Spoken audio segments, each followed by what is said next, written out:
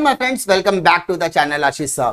आज के इस वीडियो में हम बात करने वाले 10th स्टैंडर्ड के सभी स्टूडेंट्स के लिए एक खबर निकल कर आ रही है जो आपके जानने के लिए बहुत ज्यादा उत्सुक है, क्योंकि आप सभी 10th स्टैंडर्ड के स्टूडेंट्स को पता है कि आपके एग्जामिनेशन को वर्षाताई गायकवाड़ जी ने कैंसिल कर दिया था, बट उसके बाद उसका अब तक कोई फॉर्मूला निकल कर नहीं आया था। जैसे कि आप सभी को पता है, सीबीएसई जो थी इसने अपने 10th स्टैंडर्ड के स्टूडेंट्स को इंटरनल इवैल्यूएशन के बेसिस पर पास करने का नक्की किया, जिसके बाद उन्होंने अपने फॉर्मूलाज को भी रिवील किया था। लेकिन महाराष्ट्र गवर्नमेंट की तरफ से ऐसा कोई भी सर्कुलर निकलकर नहीं आया था, और जब उन्होंने 10th स्टैंडर्ड कैंसिलेशन का सर्कुलर बाहर निकाला तो वो मैटर पहुंच गया मुंबई हाई कोर्ट में, जहां पर मुंबई हाई कोर्ट ने महाराष्ट्र गवर्नमेंट एजुकेशन डिपार्टमेंट को फटकार लगाई थी कि आपने एग्जामिनेशन कैंसिल तो कर दिया, लेकिन आपने उसके बाद कोई फॉर्मूला रेडी नहीं किया, जिसके बाद उन्हें कुछ समय दिया गया था और महाराष्ट्र गवर्नमेंट ने एक बेस्ट फॉर्मूला यहां पर फ्रेमवर्क किया 10th स्टैंडर्ड के स्टूडेंट्स को पास करने के लिए। यहां पर उन्होंने ऑफिशियल सर्कुलर रिलीज किया, जिसके बाद आपके जितने भी क्वेश्चंस थे वो सारे क्वेश्चंस यहां पर हट जाने वाले हैं। तो मेक श्योर कि आप ये फॉर्मूलाज को अच्छी तरीके से देखोगे। यहां पर ऑफिशियल सर्कुलर में उन्होंने क्या मेंशन किया है, सबसे पहले हम लोग बात करने वाले रेगुलर स्टूडेंट्स की बात करेंगे। हम लोग किसकी बात करने वाले हैं यहाँ पर? रेगुलर स्टूडेंट्स की। यानी अगर आप स्कूल्स में 10th स्टैंडर्ड रेगुलर में थे तो यहां पर आपको पास करने के लिए 50 + 30 + 20 का फॉर्मूला फ्रेमवर्क किया गया है। ये जो 50 मार्क्स है वो आपको 9th स्टैंडर्ड के बेसिस पर दिया जाएगा।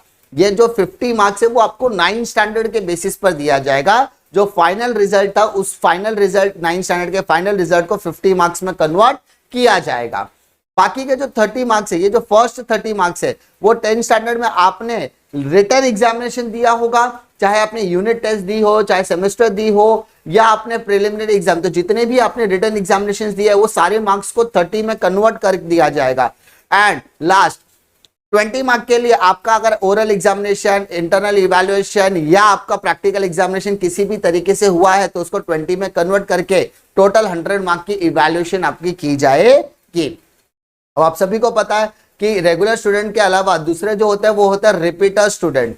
अब रिपीटर स्टूडेंट के लिए क्या कहा गया है, उन्होंने क्लियरली मेंशन किया है, जो बच्चे किसी पर्टिकुलर सब्जेक्ट में फेल थे वो वापस से फॉर्म भरते तो रिपीटर स्टूडेंट कहा जाता है। तो जो बच्चे जिस सब्जेक्ट में पास थे वो सब्जेक्ट का एवरेज मार्क निकालकर उसे 80 में कन्वर्ट किया जाएगा, और 20 मार्क के लिए उनका 10th standard basis internal evaluation और ओरल मार्क्स दिया जाएगा। यानी जो बच्चे जिस सब्जेक्ट में पास थे उनके एवरेज बेसिस को 80 मार्क में कन्वर्ट किया जाएगा। ठीक है, उसके बाद हम लोग बात करते हैं रिपीटर स्टूडेंट के बाद प्राइवेट स्टूडेंट की।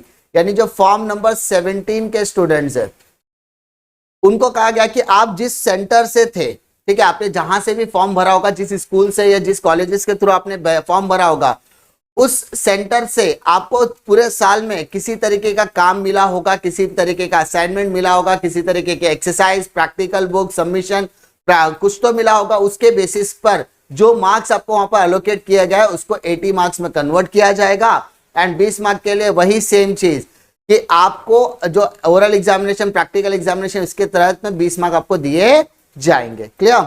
उसके अलावा आइसोलेटेड कैंडिडेट का क्या? आइसोलेटेड कैंडिडेट वो कैंडिडेट होता है जो 1-2 एग्जामिनेशन देते हैं, जैसे मराठी का एग्जाम हो गया, या कोई हिंदी का एग्जामिनेशन, या कोई उर्दू का एग्जाम, कोई एक पर्टिकुलर सब्जेक्ट ही देता है। तो ऐसे बच्चों के लिए उन्होंने क्लियरली मेंशन किया है कि महाराष्ट्र बोर्ड की तरफ से अगर इससे पहले उन्होंने किसी भी तरीके की एग्जामिनेशन दी है, ठीक है, तो वहां पर वो पास हुए रहेंगे तो उनके मार्क्स का एवरेज 80 मार्क में कन्वर्ट किया जाएगा, और जो बाकी के 20 मार्क के वो 10वीं स्टैंडर्ड के यानी 10th स्टैंडर्ड में ओरल, प्रैक्टिकल और इवैल्यूएशन के बेसिस पर मार्क्स दिए जाएंगे। इसके बाद वर्षाताई गायकवाड़ जी ने कुछ इंपॉर्टेंट चीजें भी कही जो आपके लिए जानना बहुत ज्यादा इंपॉर्टेंट है। बहुत सारे बच्चे लगातार न्यूज के माध्यम से खबर मिल रहे थे कि 11th CET होने वाली है क्या। तो सबसे पहले मैं आपको बात बता दूं, यहां पर वर्षा गायकवाड़ जी ने क्लियरली कहा है कि आपकी 11th CET कंप्लीटली ऑप्शनल होगी। बच्चा चाहे तो अप्लाई कर सकता है, अदरवाइज नहीं। तो अगर जो बच्चा CET देना चाहता है उसका सिलेबस 10th स्टैंडर्ड के अभ्यासक्रम पर यानी 10th स्टैंडर्ड के सिलेबस पर डिपेंड होगा। मल्टीपल चॉइस क्वेश्चंस होंगे, OMR पद्धति से एग्जामिनेशन होगा, 100 मार्क का आपका पेपर होगा, 2 घंटे का समय आपको दिया जाएगा, और ये CET के एग्जामिनेशन कंप्लीटली तरीके से ऑप्शनल होगा। जब 11th एडमिशन की बात आएगी तो जिन बच्चों ने CET दी है उन्हें प्रायोरिटी दी जाएगी। ठीक है, यानी सबसे पहले 11th एडमिशन में सीईटी के बच्चों को एडमिशन दिया जाएगा। कॉलेजेस में सीईटी के बच्चों का एडमिशन होने के बाद बची हुई सीटों पर नॉन सीईटी स्टूडेंट्स एडमिशन ले सकते हैं।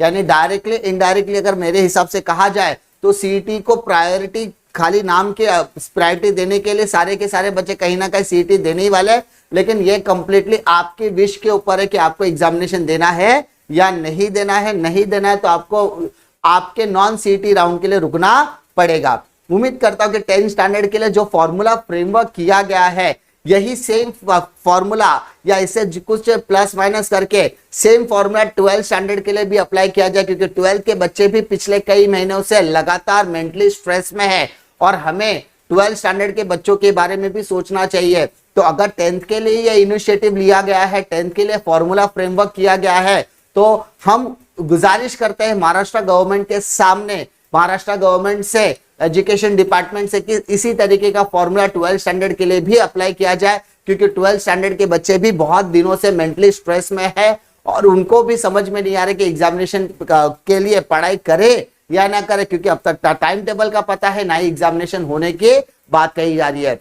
इसी तरीके की इंफॉर्मेशन वीडियो के लिए चैनल पे बने रहे। मिलता हूं मैं आपको अगले वीडियो में एक और नए लेक्चर वीडियो के साथ या इंफॉर्मेशन वीडियो के साथ। तब तक के लिए जय हिंद।